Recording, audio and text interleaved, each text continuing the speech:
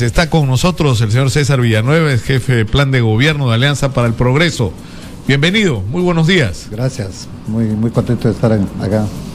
Comencemos por lo que está haciendo la noticia, que a mucha gente le resulta sorprendente, pero que en realidad así debería ser, que los candidatos presenten las cuentas, que las pongan sobre la mesa de qué están gastando. Entonces el rumor, han contratado a Fabre, y ahí está, ¿no? Ahora, ¿cómo cobra este condenado de Fabre, no? Es lo más caro de todas las campañas. Así, yo creo que lo mejor que hay que hacer para tratar de bajar esta gran crisis política es la transparencia. Y la transparencia implica poner las cosas sobre la mesa de lo que eres y de lo que ganas y de lo que tienes, ¿no? De tal manera de que la gente pueda saber la historia económica y política de su candidato. Entonces, a mí me parece muy bien que Acuña esté siendo transparente en todos sus actos y asistiendo además a todas las situaciones que pueda tener sobre sospechas o infundio de lo que sea. La mejor defensa es dar la cara. No esconderse en artilugios legales para no hacer declaraciones o para que no le investiguen, ¿no? Hay que investigar todo y a todos por igual, ¿no? Lo que pasa es que se ha movido tradicionalmente mucho dinero en las campañas electorales por abajo de la mesa, ¿no? Dinero que no se declara, ¿no? Cuando uno, o no ha habido declaraciones, o cuando hay declaraciones de los gastos pues dan risa, ¿no? En relación a ¿no? O sea, a mí, yo me olvidé de preguntarle a Jorge del Castillo, ¿no? Ellos aparentemente han contratado un espacio porque están pasando sus mítines en televisión, ¿no? Cada vez que hay un míting, ¿no? Aparece, yo me imagino que han contratado ese espacio, ¿no? Y están pagando por él, y no sé si eso está siendo declarado. Todas las agrupaciones políticas tratan de tener la mejor comunicación posible, ¿no? En los distintos medios, porque sin duda alguna más del 70% del presupuesto de una campaña son los medios, de tal manera de que eso no es una novedad ni es un secreto. Lo importante, yo creo que es que cada uno dé la información exacta de lo que tiene, ¿no es cierto? Evitar lo que tú señalas, trabajar bajo la mesa, ¿no? Y cuando se transparenta las cosas, van a ser mejor. Y se van a dejar de sorprender lo que efectivamente es el valor de estas campañas en tema de presupuestos, ¿no? Está clarísimo. La interrogante que tiene mucha gente y el principal argumento, lo acaba de decir Jorge del Castillo, viene gente que dice que no nos va a sorprender y vamos a arriesgarnos y vamos a terminar después como Humala, ¿no? Que ofrece casi cualquier cosa y a la hora de las realidades hay gente que no está calificada para gobernar. Y lo que dicen es que si Alan y Lourdes tienen algo es experiencia, ¿no?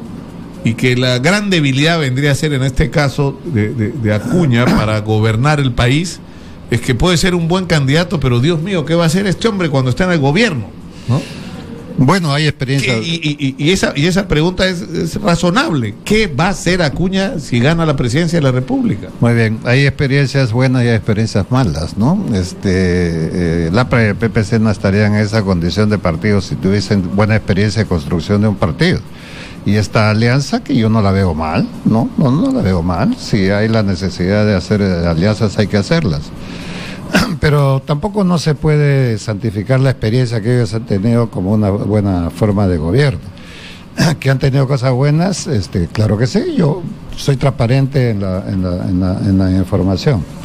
¿Qué hacemos nosotros en APP, no?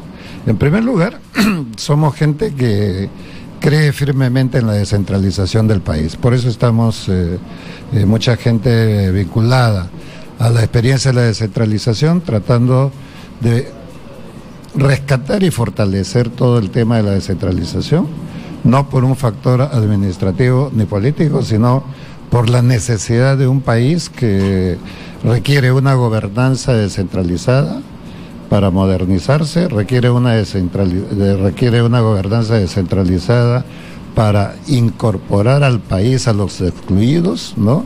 de las zonas andinas y las zonas amazónicas particularmente, y de las mismas zonas costeras, y eso trabajado en lo que es un plan de gobierno como fórmulas de gobernanza, y que no es nada nuevo, porque todo eso está en la Constitución. El problema es que los gobiernos no han utilizado, los gobiernos locales, los gobiernos regionales, los gobiernos centrales, para trabajar juntos. En este país, cada una de estas instancias trabaja por su propio canal. Y eso hace un desgaste innecesario, hace despilfarro de dinero sobre costos, que eso se pueden corregir rápidamente, sin generar más ovillos de normativas, sino con decisión política, rápidamente, para coordinar esas instancias y fijar prioridades en conjunto y definir la gobernanza en conjunto. Cuando digo cogobernar, la gente se asusta también, dice cómo va a cogobernar el distrito más pequeño con la provincia, etcétera. Es una forma de cogobernar, tú como alcalde distrital, en tu pequeño distrito, pero con la presencia del Estado. Eso es lo que quiere significar un proceso de descentralización. Claro, pero César, lo que ha ocurrido en los últimos años, que ha sido dramático, es que dinero ha habido, descentralización formalmente ha habido. Es decir, ha habido gobiernos regionales, ha habido transferencia de recursos y de facultades a los gobiernos regionales, pero la conclusión es que han ocurrido dos cosas. Los grandes problemas de las regiones no se han resuelto, hay obras es decir, las cifras de pobreza, de déficit de infraestructura, de carencias en todos los niveles siguen ahí pese al dinero que ha circulado. Y por el otro lado hemos tenido el fenómeno indignante de la corrupción. Es decir, ¿cuántos presidentes regionales están procesados en estos momentos? Creo que son 11, ¿no? De los cuales hay algunos presos y hay prófugos. O sea, la experiencia ha sido lamentable. Entonces esto provoca de parte de, por ejemplo, las actuales autoridades del gobierno central, que le dan vueltas a eso, de que mejor hay que regresar el dinero a la caja central y manejar todo desde ahí, ¿no? No, sin duda ha habido problemas de corrupción, y las hay probablemente, pero el problema de la corrupción, y eso no es un descargo en pro de la regionalización, es a todos los niveles. Si las cabezas no fueran corruptas, abajo tampoco lo fueran, o por lo menos se minimizaría. Pero en cualquier caso, los actos de corrupción no se pueden justificar en ningún caso ni de cualquier forma, primera cosa. Lo segundo es la descentralización. Se ha dado por ley, ciertamente, Nicolás, pero el tema es que es una descentralización cuasi departamentalizada, en la práctica departamentalizada, con el nombre de región.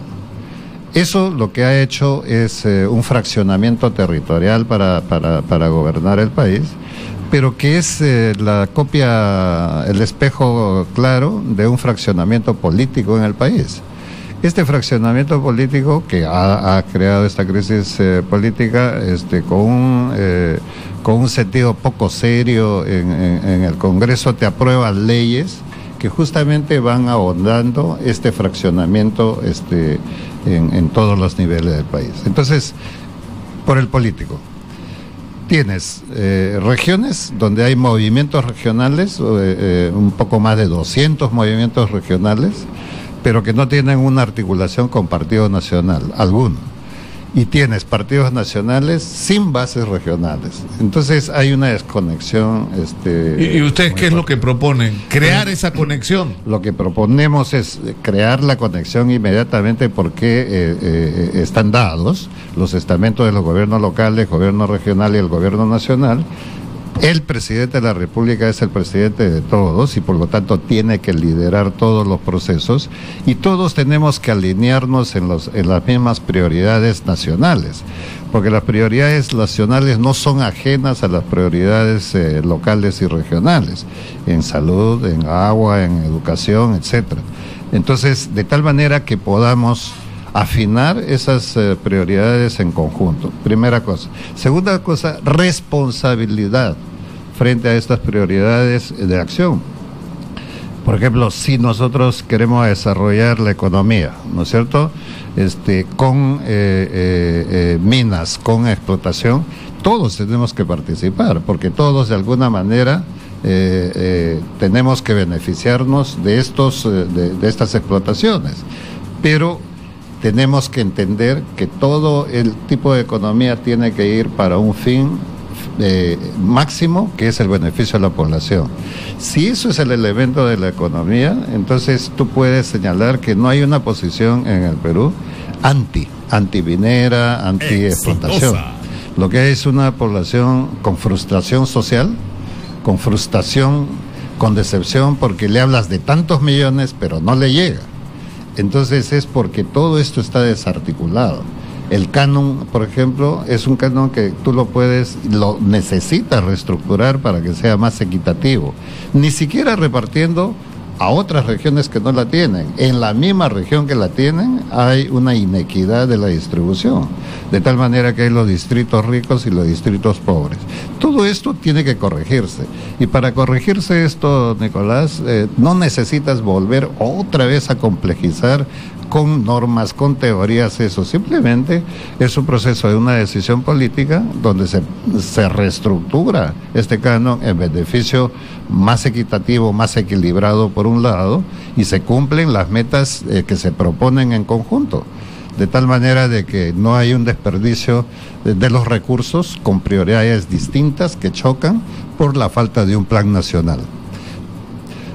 Termino con esto para entender cómo estamos dislocados en una visión más organizada, más planificada. En el Perú primero se presupuesta y después se planifica, ¿no? Entonces el término planificación cuasi se ha eliminado, pensando que es quitarle la libertad, ¿no? A la economía. Eso no es cierto. Las empresas más importantes del mundo planifican todo. Cada paso que dan es parte de un plan. Exactamente. Entonces, tienes un plan, nosotros proponemos un plan descentralizado con una buena planificación que se pueda medir los resultados o corregir los resultados debidamente monitoreados.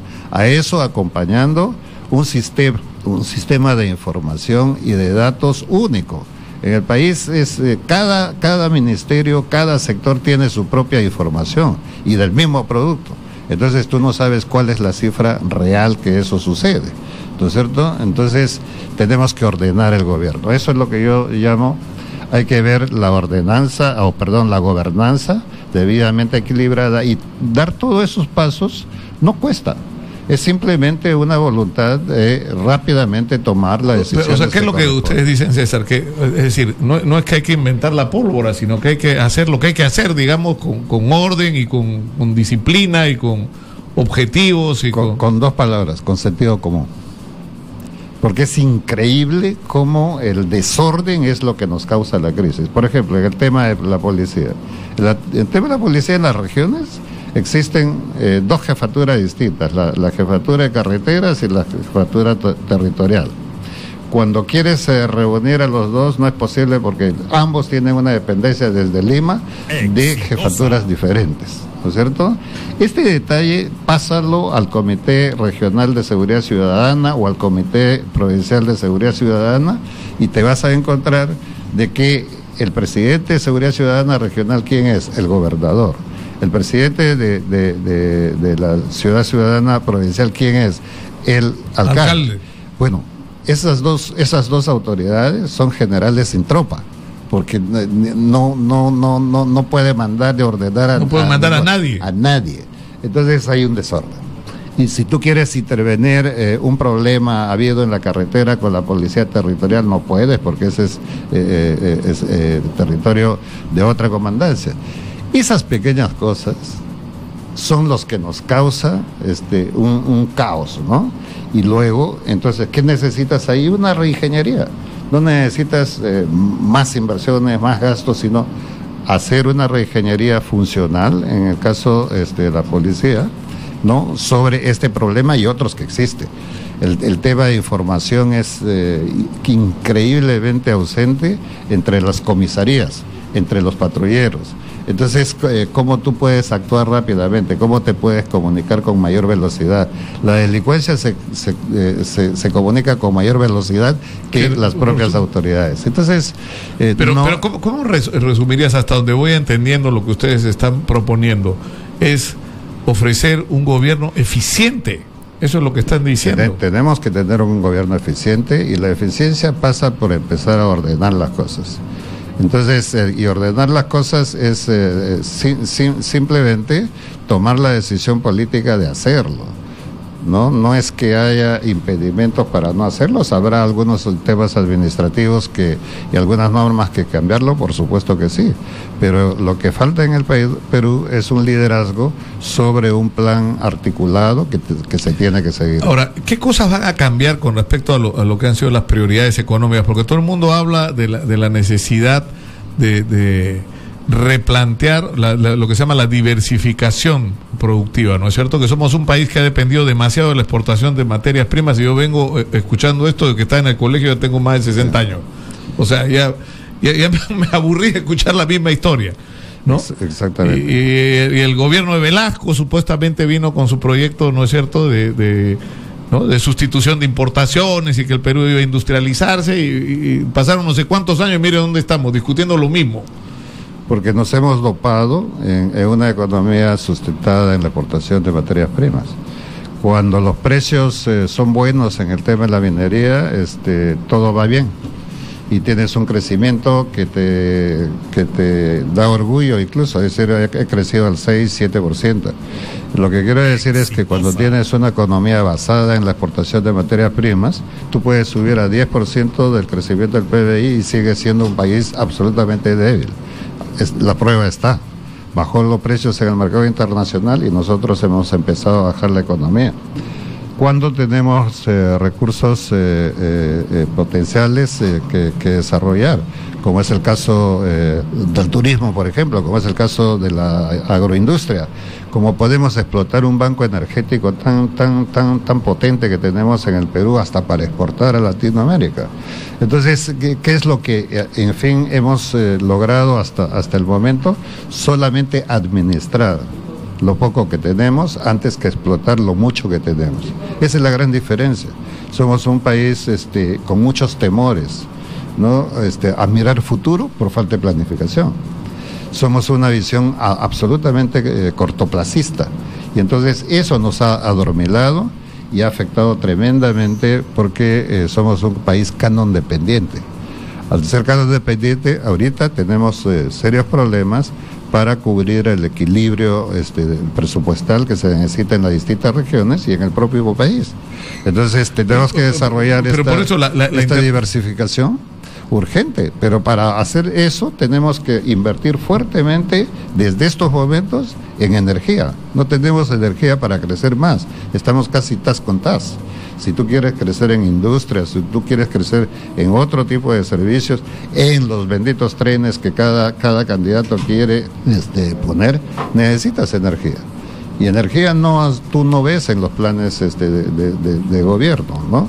Entonces, son elementos que tú tienes que considerar si es que quieres mirar futuro. La pregunta final es esta: ¿tienen ustedes el equipo de gente para hacerlo? Es decir, nadie niega las virtudes de César Acuña como candidato, porque lo está demostrando en este proceso donde crece sin parar desde que lanzó su candidatura. Nos ponemos en la eventualidad de que gana la elección presidencial. ¿Tienen ustedes un equipo capaz de hacerse cargo del aparato del Estado? Nosotros estamos trabajando con buenos equipos. En cada una de las materias que nos estamos proponiendo, estamos eligiendo lo mejor que podemos alcanzar en cada una de estas áreas de la economía, de seguridad ciudadana, en el tema ambiental, en el tema de educación, en el tema de salud, que son nuestros ejes estratégicos, ¿no? Y con ellos estamos replanteando todos estos procesos. En el caso de economía trabajamos con Jorge Chávez, que ha sido expresidente del Banco Central de Reserva, ahora director de Maximice, ¿no? Y él, a través de un equipo de economistas, trabajando todo lo que es el programa económico, todos los ajustes institucionales que tenemos que tener en relación, por ejemplo, al Ministerio de Economía, en relación a la SUNAT, a la intervención de estos organismos, en función a lo que queremos cambiar, porque lo que queremos cambiar no es una gran revolución. Lo que queremos cambiar es aquello que existe, pero que tú has dicho bien, todo el mundo lo habla, pero no das los pasos convenientes, como es la microempresa, ¿no? La pequeña y la microempresa, tenemos 70%, más del 70% en el nivel de informalidad. Lo que hay que hacer es tener una SUNAT mucho más amigable para atraer a la formalidad y mostrar a los microempresarios que ser formal es mucho más atractivo que ser informal. Ahora sucede lo contrario. Entonces, pero para eso tienes que acompañar un paquete de opciones que tienes que darle. Dentro de ellos tres muy rápidamente. Un tema de reforma tributaria, ¿no? Un tema de capacitación y un tema de acercar fondos de inversión con costos más baratos que los que están pagando de usura que están pagando. El pequeño en el Perú paga 30%, 40% de interés. El grande paga 6 a 8%. Hasta menos. ¿Cuál es la gran justificación? La gran justificación es el riesgo, ¿no? Que los pequeños tienen riesgo y por lo tanto el costo para atender es mucho más alto. Si ese es el riesgo, hay mecanismos que se pueden manejar el riesgo y el Estado tiene que preocuparse por esa situación. ¿Y por qué tiene que preocuparse? No simplemente por un tema político que puede decir hay que ayudar a los pequeños, que siempre es un poco lo demagógico, ¿no? Sino porque realmente la micro y la pequeña empresa es la que mueve la economía del país. Entonces, si eso es así, dentro de ese mar de informalidad de más del 70%, si tú intervienes como Estado, por lo menos para empezar un proceso de formalización progresiva, tú vas a lograr tener una economía más sana, más formal, ¿no? Muchas gracias a César Villanueva por estar con nosotros esta mañana en